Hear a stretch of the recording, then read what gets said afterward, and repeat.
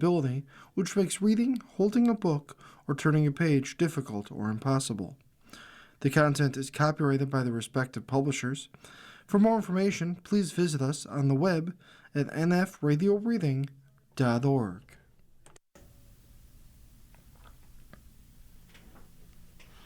Hello, this is Pat Connolly, and for the next hour I'll be reading from the August 7th issue of the Tribune Sentinel covering Niagara County and Grand Island on the Niagara Frontier Radio Reading Service.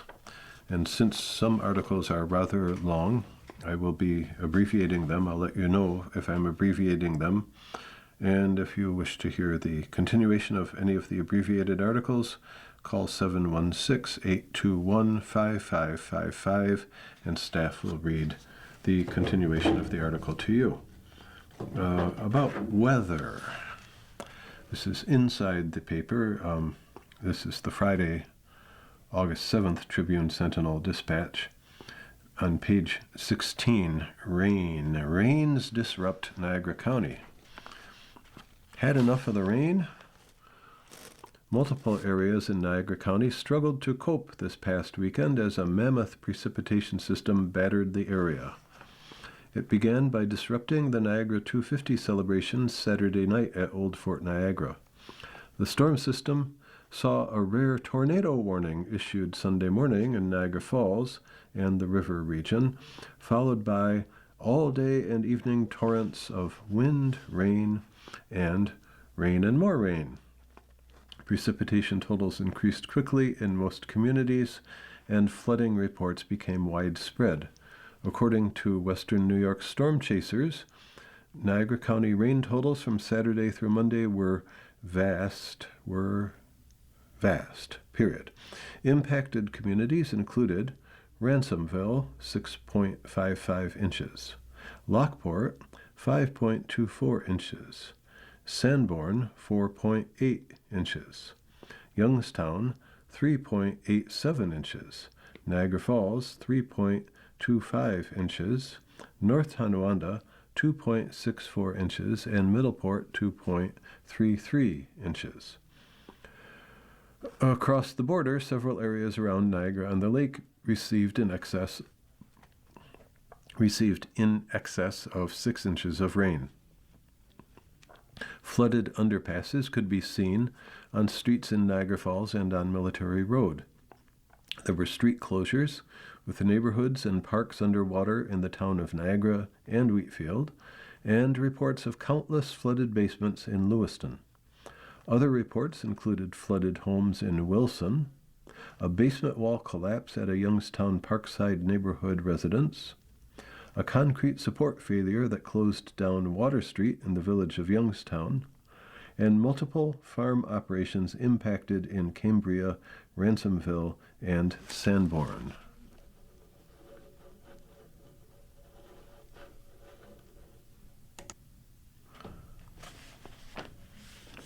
On page 3, a story about the America 250 drone show at Old Fort Niagara. I wonder if it was written before the rains came. It's short. Here's what it says. Niagara County caps America 250 celebration with drone show at Old Fort Niagara. The Niagara County America 250 anniversary drone show saw a huge crowd come out to Old Fort Niagara on Saturday. It was an evening of music with the Niagara County-wide America 250 concert band, David and Ginger Hildebrand, the 10th Mountain Division U.S. Army Band, and the Mackenzie Highlanders Pipes and Drums. And there were living history programs, food and camaraderie throughout the day-long Revolutionary War encampment prior to the light show. A fantastic drone show by Skyworks Drone Light Show capped the evening. Unfortunately, a few minutes before the drone show ended, the skies opened up and everyone ended up soaked. Despite the rain, it was a great evening in Youngstown. Old Fort Niagara also is celebrating. A year-long celebration is marking the 300th anniversary of the iconic French castle. Still in the area of local history, Page 3, protecting Lewiston's historic Freedom Tree. 350-year-old white oak stood through the Underground Railroad and War of 1812 eras. This article has a writer. It was written by Lee Simonson. A crew from Saving Oaks recently treated what is believed to be Lewiston's oldest and most iconic tree in an effort to protect it from oak wilt, a deadly fungal disease that has already killed oak trees across the Niagara River in Ontario. Oak wilt, it's called. The towering oak, located on Lower River Road, is known as the Freedom Tree and is estimated to be approximately 350 years old. Its age would make it a witness tree, a tree that was alive during important historical events and still stands as a living connection to the past. The tree took root about the same time explorer Father Hennepin sailed up the Niagara River in 1678. During the War of 1812, it shaded the forested trail that British forces used to attack the village of Lewiston and burn it to the ground in December 1813. Decades later, the tree stood as a marker for enslaved freedom seekers making their way to nearby Tryon's Folly. The site is remembered as the final stop on the Underground Railroad in Lewiston for fugitives preparing to cross the Niagara River into Canada and freedom, thus the tree's name, the Freedom Tree.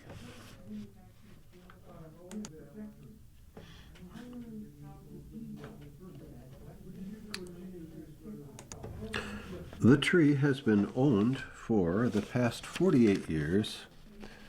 Just a second here, I've lost my spot.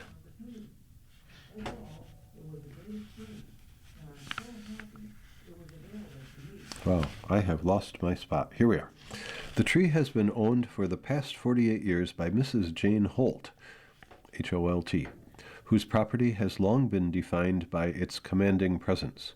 Holt lives in a home built in 1956 that received the distinction of being named Home of the Year by Good Housekeeping magazine in the 1950s. It was also featured in the Niagara Falls Service League's Tour of Homes in 1959. Quoting, "We love the tree, and it has defined and enhanced our property and neighborhood for many lifetimes," Holt said. "It's important that we do what we can to safeguard it." A massive horizontal branch fell from the tree in August 2018, significantly transforming its profile.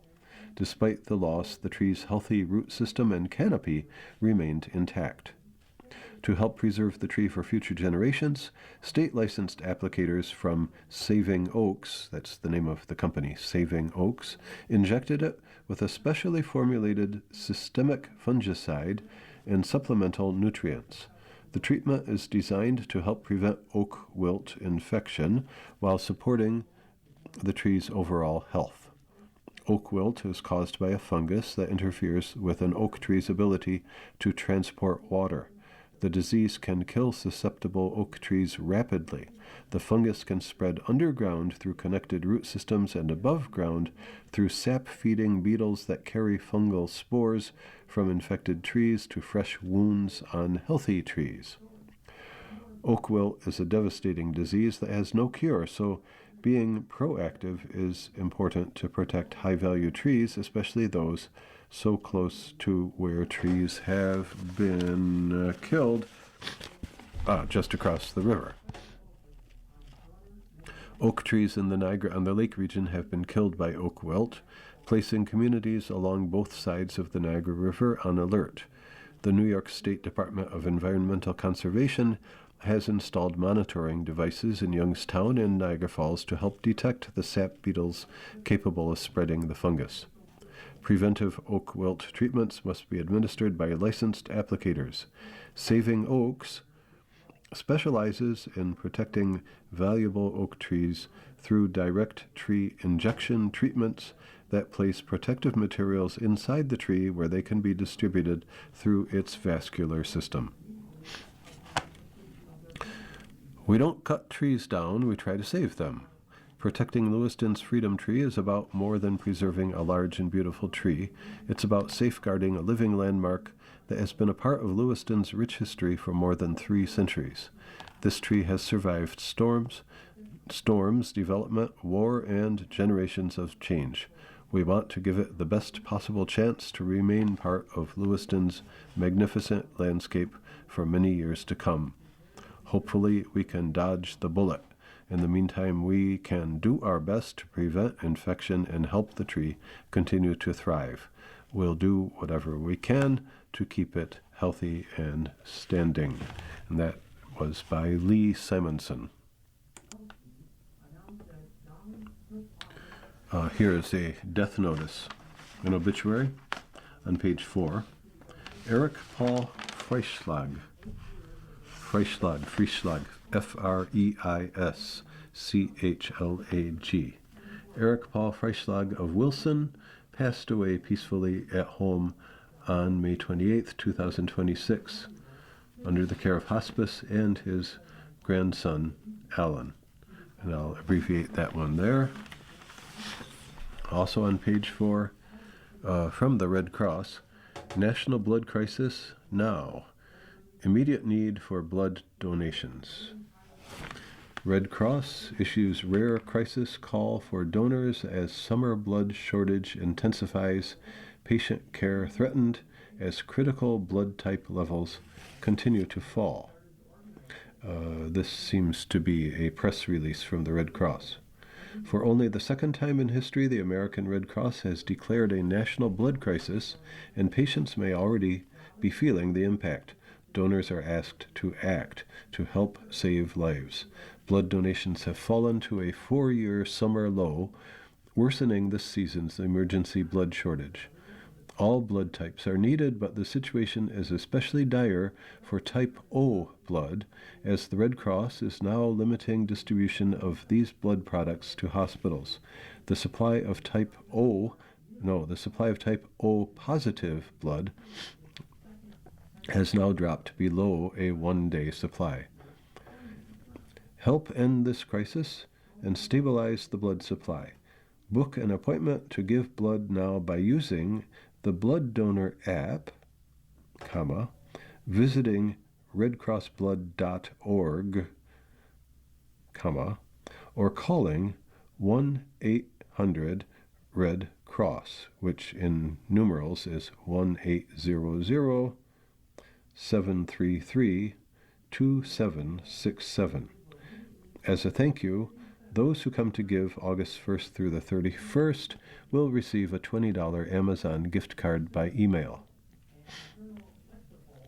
Okay, I'll cut that article right there.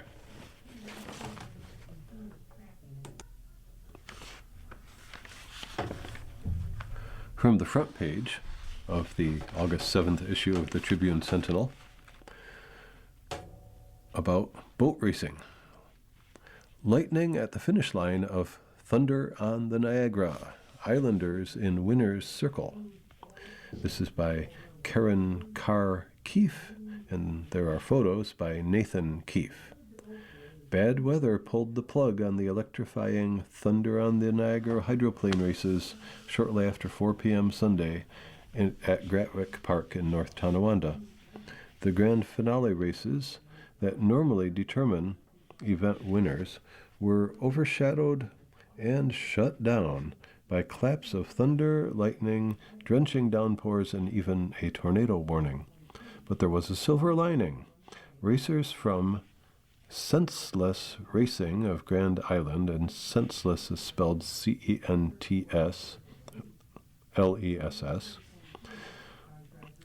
Racers from Senseless Racing of Grand Island claimed spots in the winner's circle in all 4 categories of hydroplanes competing this past weekend, and spectators, including drivers, crew, and fans, got an exciting show on the water and in the skies. That is thunder, lightning, rain, and tornado warning. Quoting, "We got all the heats in, except for 5, and Mother Nature won in that battle, So we ended up awarding prizes based on total points for the weekend, said event director John Krebs of Grand Island. Based on points in those qualifying heats, Islander Eddie Kanfush won first place in both Formula F and Hydro 350 categories. Fellow Islander Ken Brody, the second, came in third place in the Grand Prix category, and Aiden Sovi of Ogdensburg, driving R50 Senseless 15, came in third in the Formula R category. Krebs, Commodore of the Niagara Frontier Boat Racing Association, said, "Local racers and sponsors play an important part in the racing circuit. It's a good thing with what they do to support the race, as well as their performance makes it all worthwhile," he said.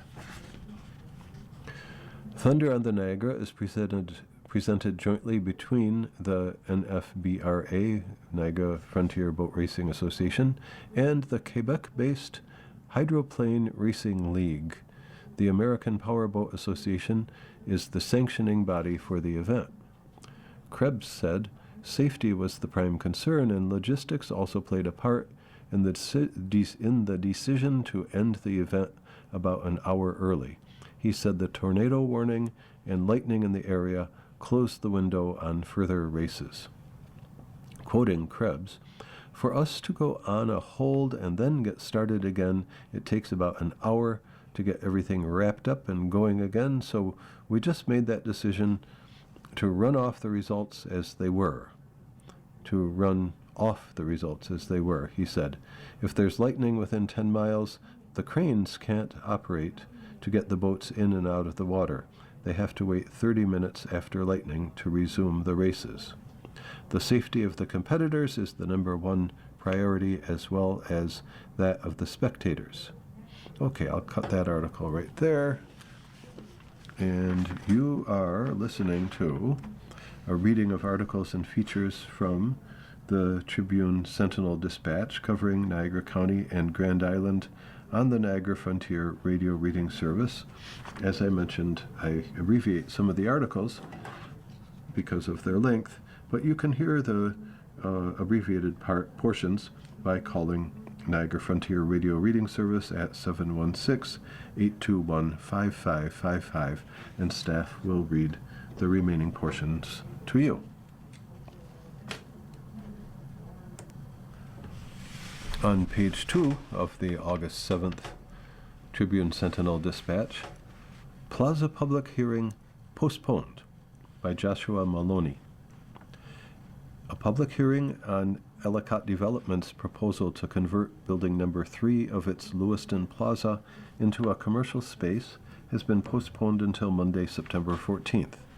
The applicant requested a deferment from the original date of August 10th, as it awaits additional feedback from its prospective tenant, which is thought to be Ace Hardware. That input could require additional changes to the proposal. The Planning Commission will host the public hearing inside the Red Brick Municipal Building Gymnasium, 145 North 4th Street. The meeting is expected to begin at 6:30 p.m. Again, that's on September 14th. It will follow the Historic Preservation Commission session. Ellicott Development has proposed converting the street-level floor of its largest plaza building into a retail space, a change from its previous request to utilize this area for residential apartments. The Planning Board agreed to the change in date while also requesting Ellicott Development answer outstanding questions and provide additional documentation requested at its July meeting. Those materials are due a minimum of 10 days prior to the public hearing. Ellicott Development also was asked to confirm its intent to participate in the meeting by September 1st. Building number 3 of Ellicott Development's plaza is located at 780 Center Street, and in parentheses, at Center, North 8th, and Onondaga Streets. This Monday's regularly scheduled planning board meeting will be held in the Morgan Lewis Village Boardroom. There are a number of announcements from the Grand Island Memorial Library of upcoming events. Many of them have passed, but here are two that are still in the future. The Art of America at the turn of the 19th century will be presented from 6 to 7 p.m. Wednesday, August 19th, as presented by Roycroft Campus Director of Programming Alan Nowicki. Join us for a survey of the roots of American art, from colonial creators to the Hudson River School and the American Romantics. Registration is required. Call 716-773-7124. That's the library number. The Grand Island Memorial Library number, 716-773-7124 to register. And funding for the program is provided by the Island Presbyterian Church. And also, Intro to AI, Introduction to Artificial Intelligence, from 6 to 7 p.m. Thursday, August 20th. Join us for a fun and informative program on artificial intelligence taught by a real human. Learn how AI is shaping the world and how it influences everyday life, from voice assistants to personalized recommendations. This class introduces key AI concepts in simple, practical terms to help one feel confident using and understanding this evolving technology. Registration is required, and again, the phone number at the library is 716-773-7124, and the address of the library is 1715 Bedell Road, 1715 Bedell Road. I'm not from Grand Island. I don't know if it's pronounced Bedell or Beadle, B-E-D-E-L-L. Okay, that's it for the announcements that are still in the future at the library. The others have passed. On page 7, ask the expert, why are home prices still rising on Grand Island? And your expert is Vienna Lorendi, who is a New York State associate real estate broker with Howard Hanna. Well, let's see. One of the questions I hear most often is, when are home prices on Grand Island finally going to come down? It's a fair question. After several years of rapid appreciation, many buyers are wondering if waiting will lead to better opportunities, while sellers are curious whether they've missed the peak of the market. The reality is that Grand Island continues to experience strong home values because demand still exceeds supply. Like every real estate market, Grand Island is driven by the basic principles of supply and demand. When there are more qualified buyers than available homes, competition naturally increases. Well-priced properties continue to attract significant interest, multiple offer situations remain common, and home values are supported by the limited number of homes available for purchase. One of the biggest reasons inventory remains low is the lock-in effect. Thousands of homeowners refinanced or purchased homes during the historically low interest rates of 2020 and 2021. Many now have mortgages with rates between 2 and 3%. Selling their current home often means replacing that loan with one carrying a substantially higher interest rate, making many homeowners reluctant to move unless absolutely necessary. At the same time, demand has remained remarkably steady. Families continue to grow, people relocate for career opportunities, retirees look to downsize, and first-time buyers continue working toward home ownership. While today's mortgage rates have affected affordability, they have not eliminated the need for housing. Life doesn't stop because interest rates change. How true. Grand Island also offers something many communities cannot, a unique lifestyle. Residents enjoy a close-knit community, outstanding parks and recreation, waterfront opportunities, excellent schools, and convenient access to both Buffalo and Niagara Falls. That combination continues to attract buyers who appreciate the island's quality of life and long-term value. The surrounding Buffalo and Western New York housing markets have experienced many of the same trends. Compared to many metropolitan areas across the country, our region remains relatively affordable, making it attractive to both local buyers and those relocating from higher-cost markets. That continued demand benefits Grand Island as well. Another factor supporting home prices is the limited pace of new construction. Rising material costs, labor shortages, land development challenges, and permitting requirements have slowed the delivery of new homes.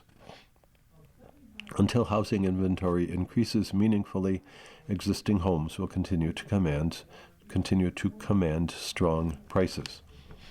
For homeowners, rising values have created substantial equity. Many are surprised to learn how much their home has appreciated over the past several years. For buyers, today's market still offers opportunities. Preparation is key. Obtaining mortgage pre-approval, understanding local market conditions, and working with an experienced real estate professional can position buyers to act confidently when the right home becomes available. While no one can predict exactly where prices will go over the next year, the fundamentals remain strong. Unless inventory grows significantly or buyer demand declines sharply, Grand Island's housing market is likely to remain healthy.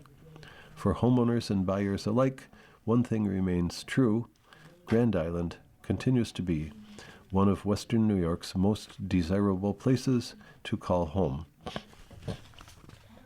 And that piece comes from Vienna Lorendi, who is a New York State Associate Real Estate Broker with Howard Hanna Real Estate Services.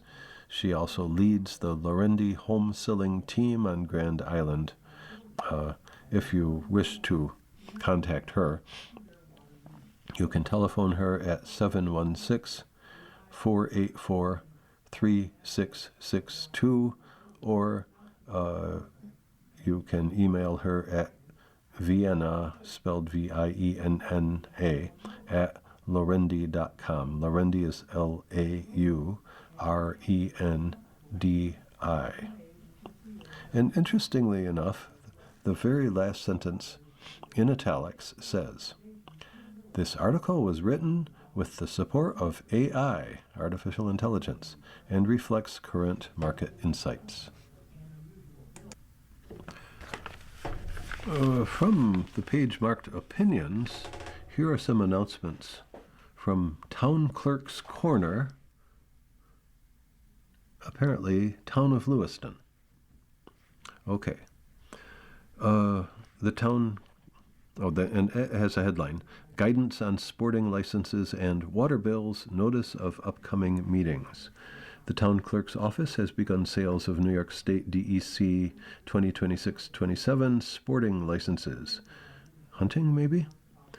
The clerk is required to see proof of New York State residency to obtain a resident license. Acceptable proof is a New York State driver's license, New York State non-driver's ID, W-2 form, or voter registration form. If a hunter is not currently in the DEC system, the clerk is required to see either a hunter education certificate or a past year license. Okay, second item. As of August 1st, water bills have been sent out and will be due without penalty on August 21st. Okay, the Water Department now has the option of e-billing and ACH direct withdrawal. Call our office at 716-754-8213 to get the form to enroll. This is Town of Lewiston. Next item, the Sanborn Square project will be put on the agenda for the Planning Board meeting at 6:30 p.m. Thursday, August 20th. Next item, the Town of Lewiston has scheduled a public hearing for 6 p.m. Monday, August 24th, on the adoption of a proposed local law titled a local law imposing a moratorium on the placement, installation, use, storage, and occupancy of shipping containers within the town of Lewiston. Complete text of said law is on file at the office of the town clerk and is available for review by any interested person during business hours. Town of Lewiston. And same page, page 8, the opinion page, new task force targets stolen vehicles by John C. Garcia, the Erie County Sheriff's Office. Oh, Erie County. As your sheriff, I don't think he's the sheriff of Niagara. Grand Island, Erie County. As your sheriff, it is my job to identify crime trends, inform you, and take action to buck those trends. That's why a few weeks ago I launched Operation Key Fob. We have gathered law enforcement agencies across Erie County to form a task force aimed at recovering stolen vehicles and arresting people in possession of those stolen vehicles. Why? Because at the Erie County Sheriff's Office, we put victims first. Too often in recent weeks and months, I've heard some people say, crime is down, it's on the decline. When you become engrossed in the analytics, you can lose sight of the real-world impact crime has on residents in our communities. That said, here are some indisputable analytics for you. Through July, stolen vehicle complaints investigated by the Erie County Sheriff's Office are up 33%. During one 4-day period in July, we investigated 12 such cases in Clarence alone, town of Clarence. Property crime continues to negatively impact the lives of people in the towns and villages we patrol. Through Operation Key Fob, we are working to make victims whole by combining air and ground assets from the Erie County Sheriff's Office with our law enforcement partners and intelligence resources. We've been able to return 37 stolen vehicles to their rightful owners so that they can get back to their lives. We have also made some arrests. On July 23rd, for instance, Air 1, I think it's a helicopter, followed a stolen vehicle to a street in the city of Buffalo. It was abandoned by 3 occupants, who our air crew then tracked to a residence.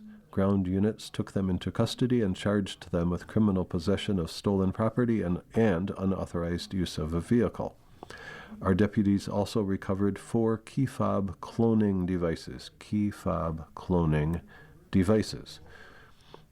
Our deputies also recovered 4 key fob cloning devices, resulting in additional charges for possession of burglar tools.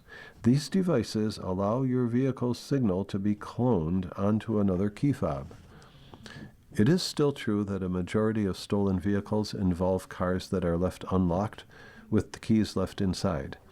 The best way to prevent yourself from being victimized is to lock up. However, with the existence of key fob cloning devices like the ones we recovered, you should additionally consider parking in your garage or purchasing a steering wheel lock. Our deputies are here to protect and serve. That means preventing crime when we can, aggressively pursuing those who victimize our residents, and doing everything possible to help victims recover and move forward. And that's an article from John C. Garcia, the sheriff of Erie County.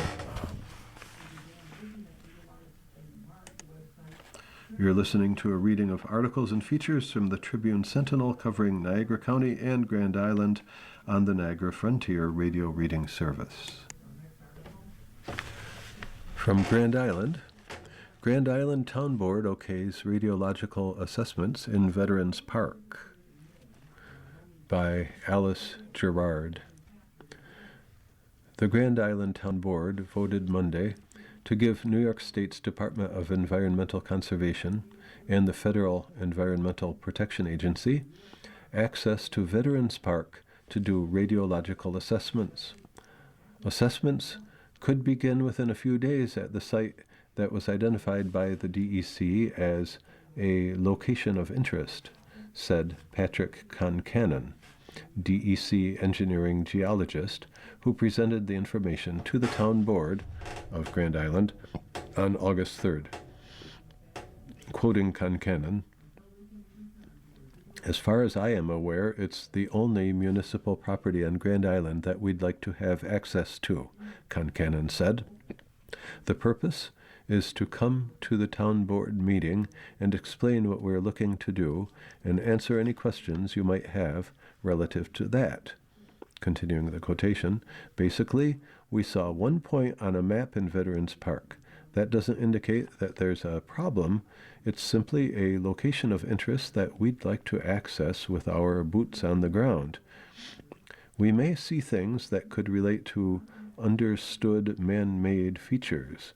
We've seen granite curbing, decorative rocks and boulders, materials that are naturally occurring, bedrock, soils.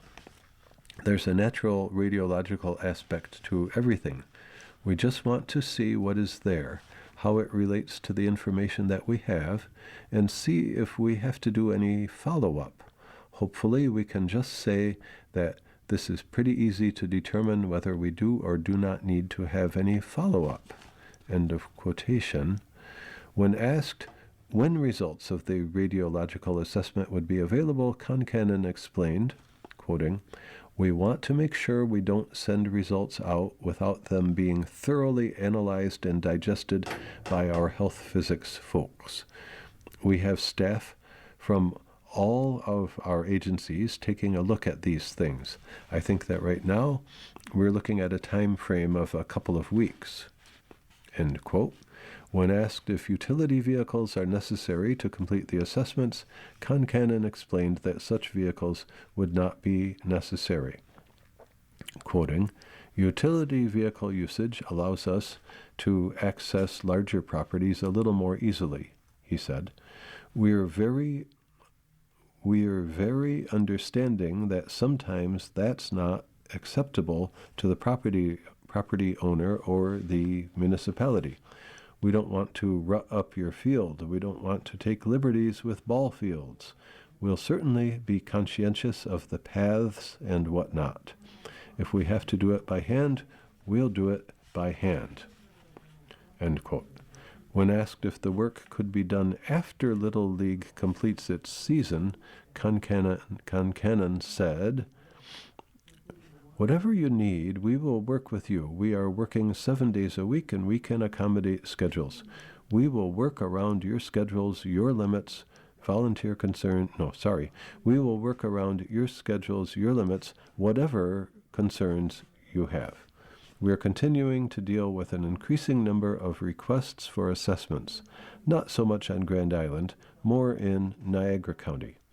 Residents who have questions about the ongoing radiological assessments can call 518-712-8279. That's 518-712-8279. A dedicated phone line for the Niagara and Erie County Radiological Assessment.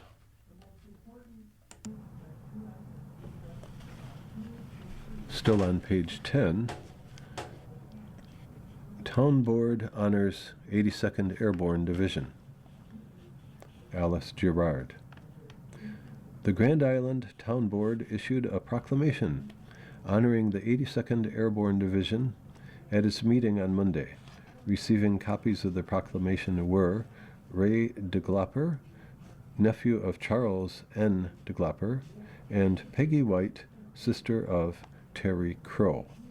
According to Mary Cook, the annual proclamation occurred because of the advocacy of island resident Joe Sinakowski.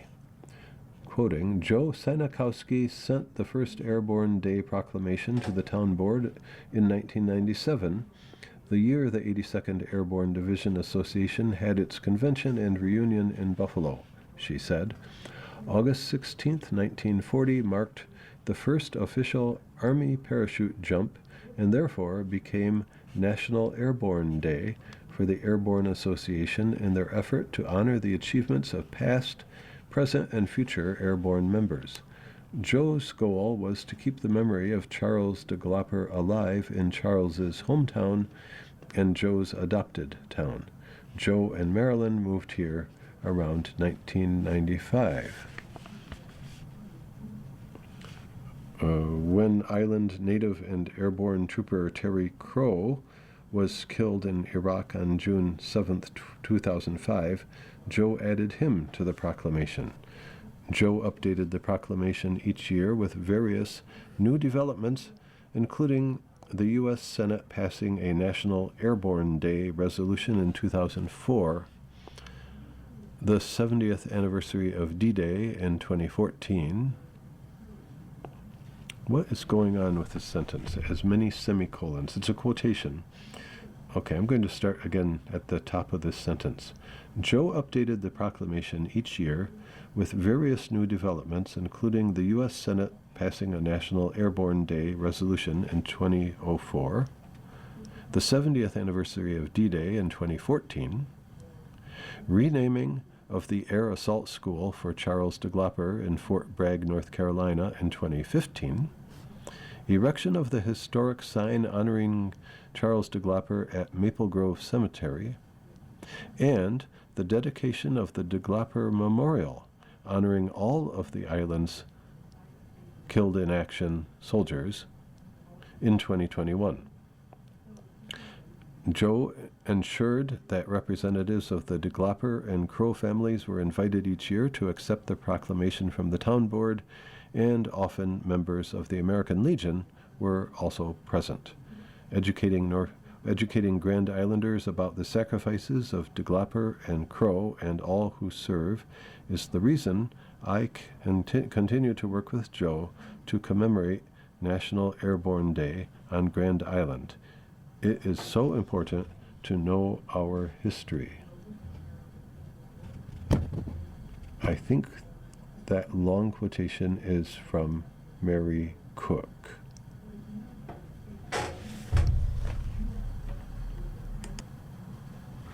Similarly, on the following page, there is this article, DeGlopper Expansion Committee debuts new website. New memorial fundraising campaign announced. This is by Terry Duffy, editor-in-chief. It's long. I'm going to read part of it. Earlier this summer, the Charles N. DeGlopper, I'm not sure about this pronunciation, but here, I'll spell it to you. It's capital D-E, capital G-L-O-P-P-E-R. Earlier this summer, the Charles N. DeGlopper Expansion Committee released its updated website and launched a new fundraising campaign for the DeGlopper Memorial located at the intersection of Grand Island Boulevard and Baseline Road. Accessed at www.degloppermemorial.org, the revamped, user-friendly site delves further into the story of Grand Island's World War II Medal of Honor recipient. Opening a quotation, I encourage you to take a few minutes to visit the website and explore it, said Elsie Martino, committee secretary. Visitors will discover the rich details into the DeGlopper legacy, the who, what, when, and where, why, and how of his life. Our goal was not simply to create a website, but to tell the story of the DeGlopper Memorial and preserve its history for future generations, end quote. Martino said, the site not only tells the story of this war hero, but also the island community and the individuals behind the establishment of the memorial over the years. Titled the Charles N. DeGlopper Memorial, it serves as, quoting, a place of remembrance honoring Private First Class Charles Neilands DeGlopper, whose sacrifice at La Fière, Normandy, France, during World War II helped establish the first bridgehead over the Merdere River. The island, end of quotation. The island landmark was formally dedicated by the Grand Island community on Memorial Day 2024. I'll cut that one there. You can hear the rest of it by calling Niagara Frontier Radio Reading Service at 716-821-5555.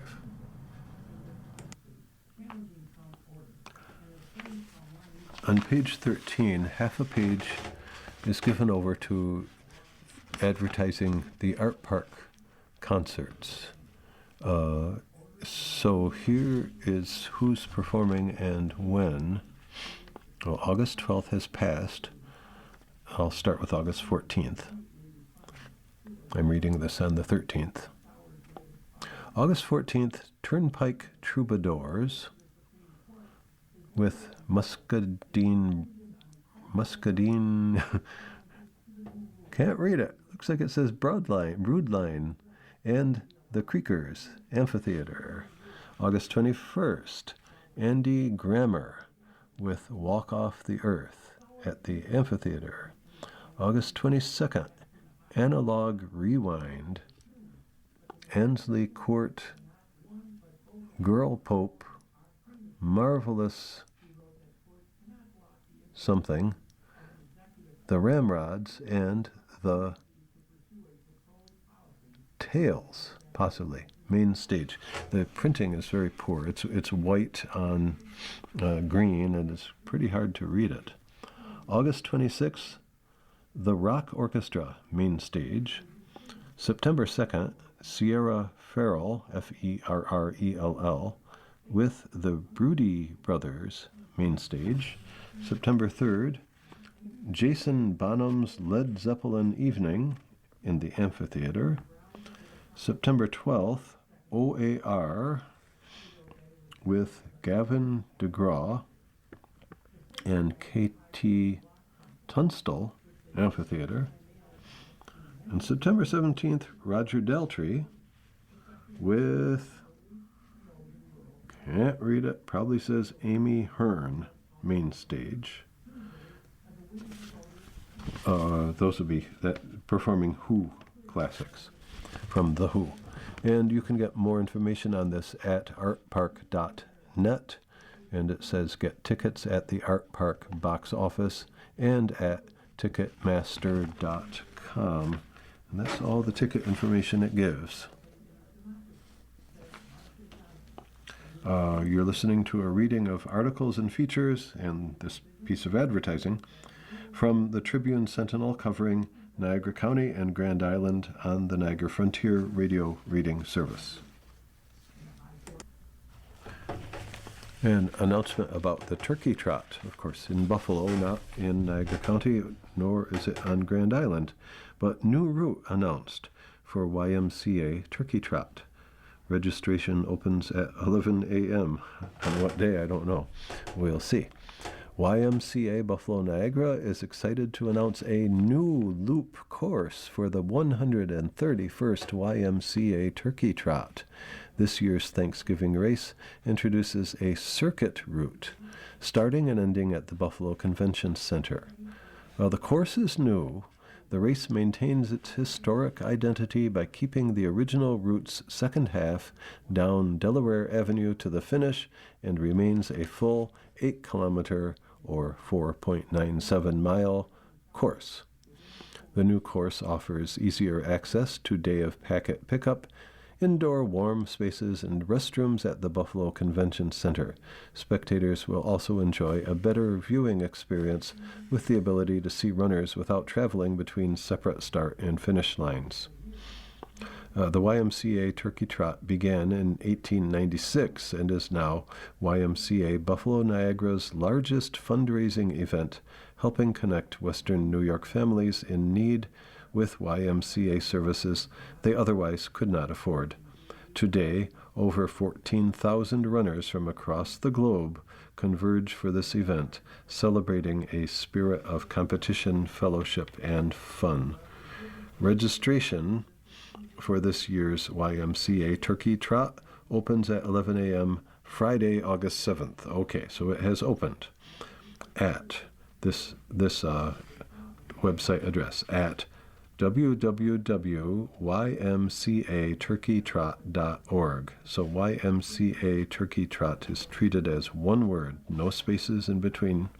www.ymcaturkeytrot.org. O-R-G. For more information on this year's race, email turkeytrot@ymcabn.org, as BN probably Buffalo Niagara. So email turkeytrot@ymcabn.org in case you are a turkey trotter. Here's an article about Tops Friendly Markets. It's a press release. Progressive Grocer honors 6 women from Tops as top women in grocery.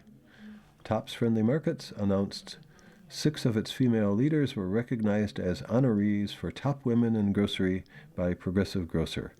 In total, Progressive Grocer will induct over 400 women into this year's class during its celebration in Orlando this November.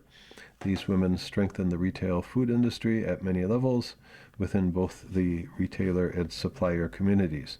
The Top Women in Grocery is a community that has continued to grow since 2007 with the best and brightest women in the industry. Okay. Sorry, I've lost my spot. Honorees are recognized in one of the following categories: senior level executives, rising stars, and store managers. Progressive Grocers Top Women in Grocery Award is the most prestigious honor for female leaders in the grocery industry. Congratulations are extended to Patty Bianco, District Manager, Rising Star, Grand Island resident.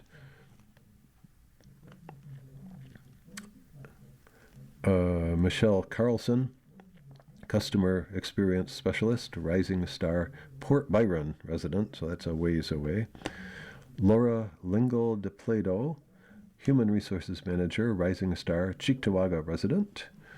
Courtney Mailot, M-A-I-L-H-O-T, Community Relations Manager, Rising Star, Lancaster resident. Lisa Nowicki, Grand Island Store Manager, Grand Island resident. And Sally Weaver, Mexico Store Manager, so out past Syracuse, sort of. Store Manager, Lacona resident. Okay, I'll abbreviate that one there. It's really a press release from Tops. From page 8, an announcement of a new book from a Lewiston author, Isle of View Anthology, now available at Barnes & Noble. Isle as in island, I-S-L-E, of View, V-I-E-W, Anthology. Then that's the title. Lewiston author Timothy Henderson announced his book, Isle of View Anthology, is now available at Barnes & Noble Bookstore, 1565 Niagara Falls Boulevard, Amherst. Isle of View Anthology is much more than a collection of long-lost poems.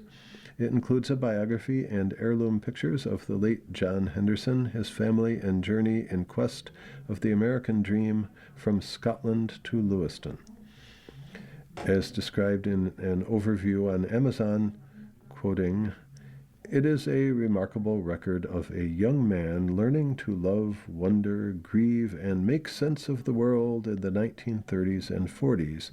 It moves from tender confessions and romantic longings to meditations on beauty, nature, faith, mortality, loneliness, and hope." End of quote. Isle of View Anthology is also available on Amazon, Instagram Spark, Barnes & Noble online, and the Book Corner. And there's a photo of the author, Tim Henderson, with Barnes & Noble events coordinator, Catherine Mackenzie, perhaps.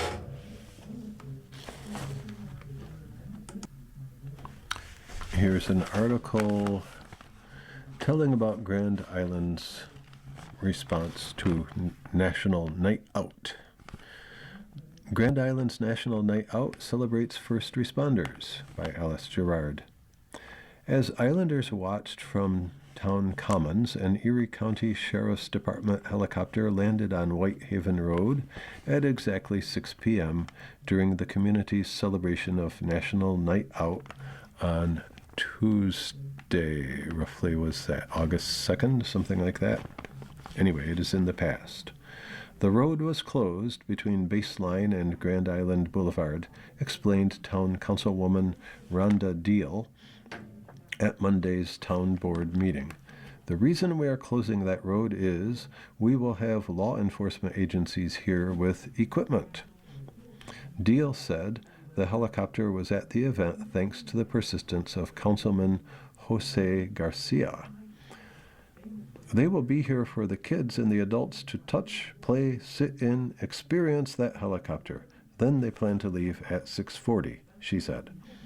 Also present at the parade was a Marine unit and horses ridden by members of the Erie County Sheriff's Office Mounted Reserve Unit. There were activities designed for children, including games run by the Recreation Department and face painting. A costume contest was held, and children were invited to dress up as their favorite first responder. Quoting, "For all the kiddos, we'll be doing a costume contest for their favorite first responder," Deal said. "We'll have some prizes, both from the Fun Center and the Island Shop. Then we have squishy toys, which I'm told are all the rage. Last year, we had a couple of families that came dressed up, and that was really cool. It was a group costume." The event also featured a dunk tank and live music from local band Rock Angel in the town's gazebo. Quoting again, "This is an opportunity to meet first responders, but also for area businesses," Deal said. "Our advisory boards will be present, along with some of the not-for-profits and civic groups. It's a time when we can come out and build community and get to really know each other. I think what excites me the most is the community coming together. It's an opportunity to engage with small businesses. We have a lot of artisan people who will be coming to show their products. There will be bakers, and there will be a lot of kids here. The children go to school together. They know each other. The parents have an opportunity to meet as well." End of quotation, end of article.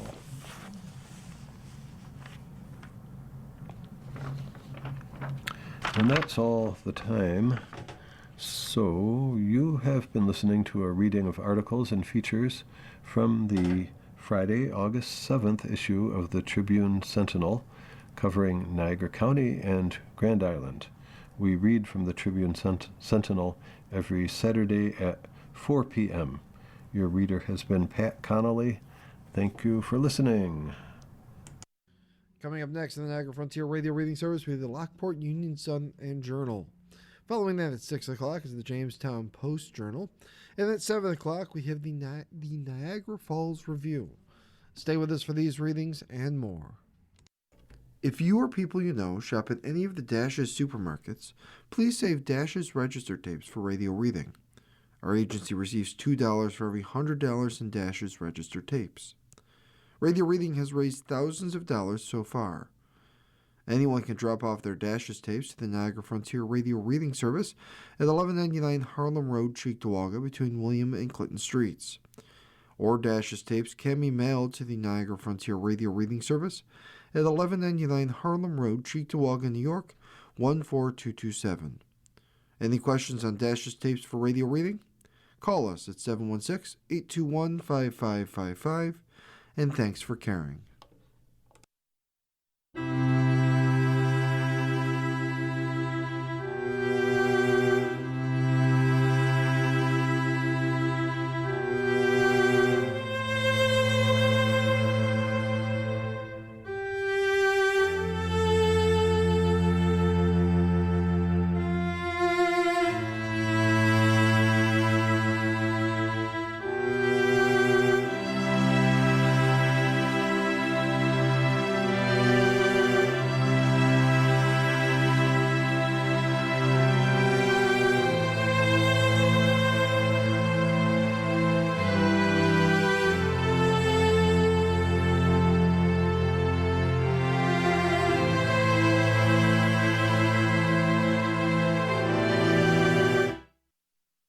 following program is intended for listeners who are blind, have low vision, or have another print disability,